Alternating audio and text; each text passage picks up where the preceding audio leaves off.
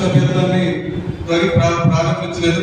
త్వరలోనే కూడా ప్రారంభించి రాష్ట్ర కేంద్రం ఇచ్చినటువంటి కోటాన్ని భర్తీ చేస్తామని తెలియజేస్తున్నాను. మనకి తెనాలి ప్రాంతంలో కొన్ని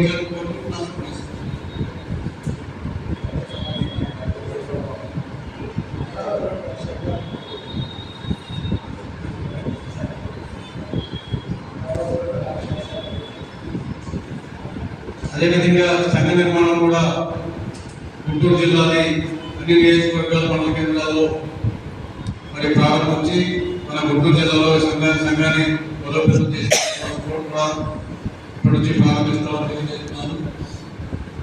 భూ సమస్యలు ఇళ్ల స్థలాల మీద గుంటూరు జిల్లాలో అన్ని చోట్ల వ్యవసాయ కమిషన్ ఆధ్వర్యంలో తిరిగి అర్జీలు రాసి ఆనాటి సచివాలయంలో ఇవ్వడం జరిగింది.